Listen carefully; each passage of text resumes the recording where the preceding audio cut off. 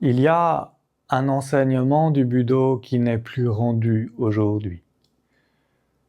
Aujourd'hui, tout se passe dans le dojo, tout se passe dans la pratique physique, et si avec toutes ces vidéos, on essaye d'apporter à nouveau cette dimension énergétique, philosophique, de croissance en soi et d'adéquation avec le monde dans lequel nous vivons,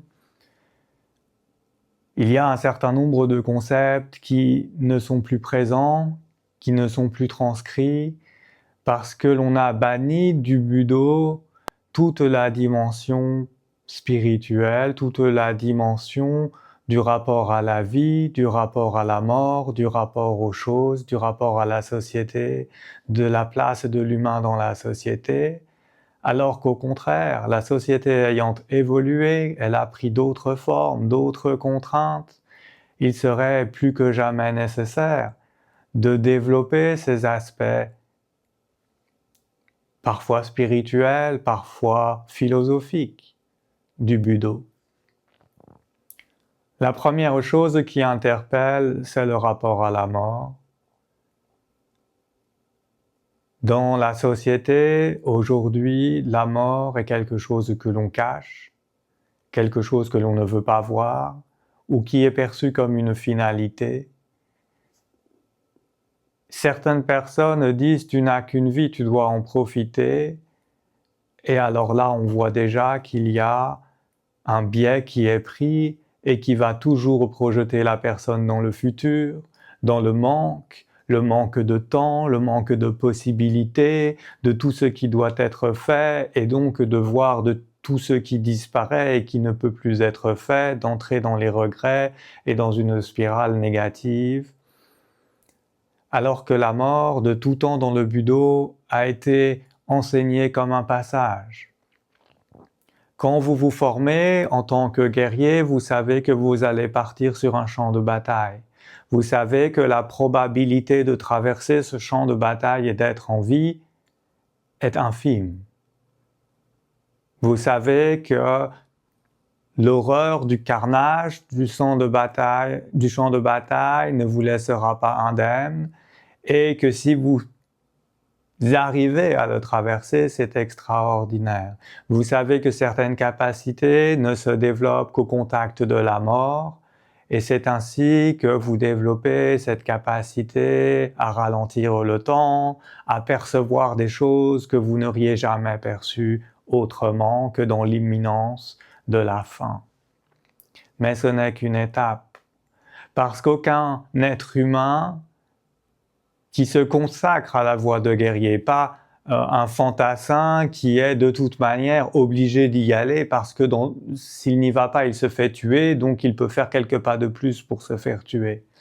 Le guerrier qui étudie le combat et qui va vers le combat doit nécessairement avoir réfléchi à la mort et régler ses problèmes avec la mort. Car on a dit que dans ce cheminement, dans cet état de conscience, d'unité avec l'univers, avec l'ordre des choses, eh bien, le guerrier ne peut se fixer sur rien. Son attention ne peut pas se fixer sur quelque chose, parce que si son attention le fixe, alors il sortira de sa transe, il sortira de cet état d'éveil avancé qui lui permet, en étant le centre de l'univers, de ne pas être vaincu. Si vous fixez votre attention sur la mort parce que vous en avez peur, parce que vous n'avez pas réglé vos problèmes avec la mort, vous ne pouvez pas engager un combat à mort et en sortir avec, entre guillemets, la manière idéale enseignée dans le Budo. Cela ne veut pas dire que vous allez systématiquement mourir, mais juste le temps qu'occupe cette réflexion et cette présence-là dans votre cerveau est de trop. Cela va vous empêcher d'être simplement dans le présent, sans regret et sans attente. Alors ce qui est enseigné, c'est que c'est un passage et que la vie et la mort forment un cycle et qu'il y a de nombreuses incarnations. Les mots utilisés à travers le temps ont varié. Certains parlent d'une âme qui se réincarne, d'autres parlent d'une conscience au-dessus de l'âme. Ce n'est pas vraiment important. Ce qu'il faut comprendre, c'est que la préparation à la mort se fait dans le même temps que la préparation au combat. Ce n'est pas quand la mort vient que l'on traite avec elle, et dans la vie moderne, ce n'est pas quand la mort vient que l'on traite avec elle. C'est quelque chose qui se prépare pendant la vie. Pendant la vie, on prépare sa mort, on prépare ce passage vers une autre possibilité. Il n'est pas question de se dire cette possibilité sera meilleure ou elle sera pire, car il n'y a dans l'énergie ni bien ni mal. Ce sera d'autres choses, d'autres expériences, peut-être dans un temps pacifique, peut-être dans un temps qui sera aussi en guerre. Peut-être une fois d'un côté des combattants et une autre fois dans l'autre camp. Ce qui importe dans la vie, c'est la manière dont on traverse les choses. Alors, cette philosophie qui consiste à dire que ce qui importe, c'est la manière dont on traverse les choses, signifie également que le résultat n'est pas très important. C'est-à-dire que l'on ait une victoire ou que l'on ait une défaite, quand on a tué des gens, on a tué des gens. Et il n'y a pas de bon prétexte pour tuer des gens. Alors, il est important de considérer que cet accès à la mort, ce cycle de vie, tout cela se prépare.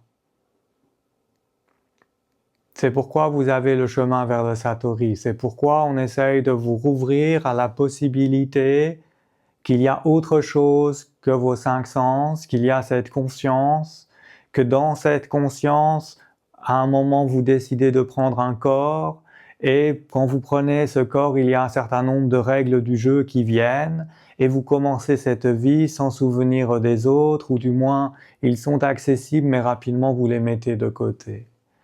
Alors vous êtes embrigadé par ce système, cet endroit, cette communauté dans laquelle vous êtes né et qui va vous formater par influence pour servir des choses. Alors vous devez vous libérer de ces influences pour trouver ce chemin vers qui vous êtes, vers cet alignement parfait de l'âme, de l'esprit et du corps. Alors vous avez pris le budo dans ce cheminement. Dans ce cheminement, vous allez faire des exercices, certes physiques, mais aussi spirituels. Vous allez faire des expériences qui vont vous reconnecter à la vie. Vous allez trouver dans la vie que tout est identique, que tout est égal, et qu'il n'y a pas de raison d'y voir ni bien ni mal, mais simplement l'ordre des choses. Si vous dites que ce qui compte, c'est la manière dont on traverse les choses, alors il n'est pas nécessaire d'écrire des chartes éthiques dans les entreprises. Pourquoi on écrit une charte éthique? Parce qu'il y a des gens qui ne s'intéressent plus à la manière dont ils traversent les choses, mais simplement aux résultats obtenus. Alors de toute manière, ces gens-là sont perdus.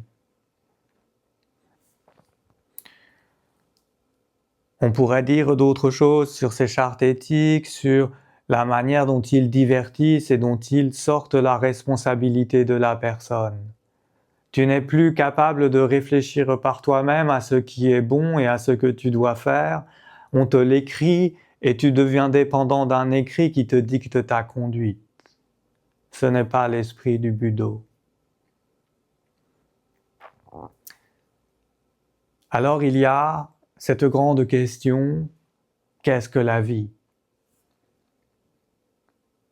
La vie qui nous est donnée, c'est la possibilité de traverser plein d'expériences, de renouer avec la joie, et pourtant on est dans un monde, à l'époque où nous tournons ces vidéos, on est dans un monde de violence, on est dans un monde où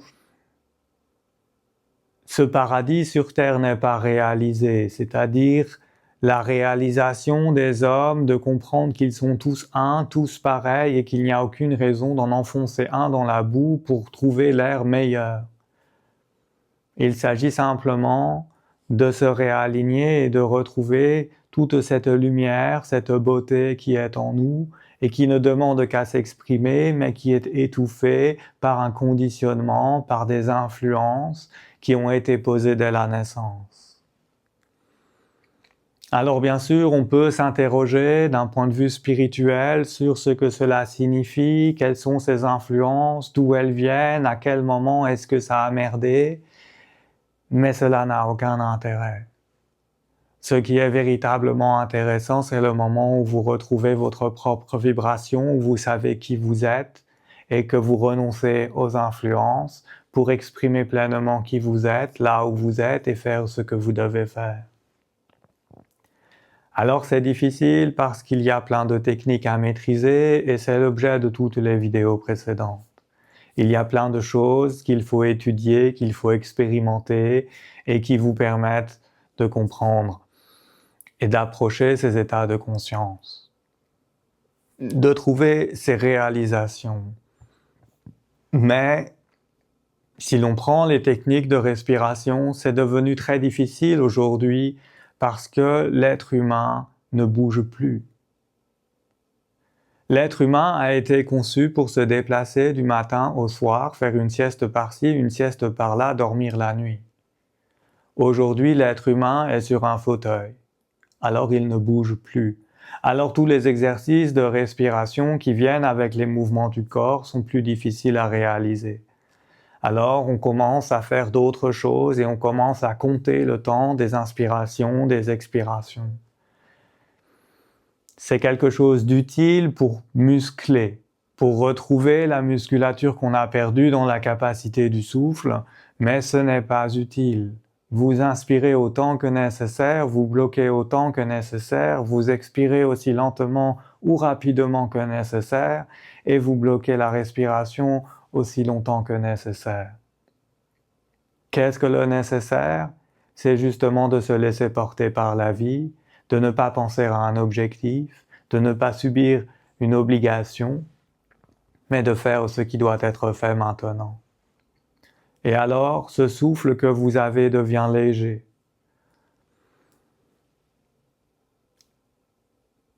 L'essentiel des êtres humains aujourd'hui ont un souffle lourd, un souffle de souffrance, parce qu'il est simplement une respiration pour obtenir de l'oxygène. Mais ce souffle est bien plus. Ce souffle, il est la connexion au flux de la vie, il est la connexion aux autres, il est la réception de tout cela. Dans une inspiration et une expiration, vous avez tout cet échange formidable, non pas simplement du gaz, mais de toute la dimension de la volonté. Si vous avez envie de respirer avec les autres, alors vous êtes avec les autres et vous respirez avec les autres. Et si vous avez envie de respirer tout seul dans votre coin, vous respirez tout seul dans votre coin. Vous êtes simplement plus petit. Alors, toutes les techniques et tout l'enseignement qui fut fait il y a quelques siècles, et même celui qui fut il y a plus de 60 ans, ne peut pas s'appliquer à la condition présente. Néanmoins, il est dommage de constater que dans toutes ces choses qui étaient enseignées, on n'ait retenu qu'une petite partie et qu'on ne veuille pas voir le reste.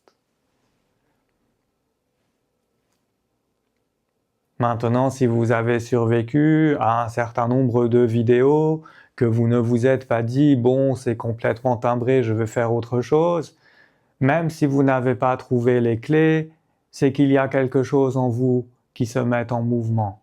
Il y a quelque chose en vous qui dit « il faudrait expérimenter ». Alors allez la chercher. Arrêtez de regarder ces vidéos, arrêtez l'ordinateur et regardez à l'intérieur de vous. Regardez ce qui influe sur vous. Regardez votre souffle. Est-il léger? Est-il empreint de joie, du plaisir d'être en vie?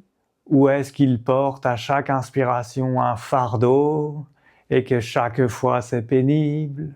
Alors, évidemment, on ne parle pas nécessairement de conditions médicales. Même la respiration normale est une respiration qui est pénible.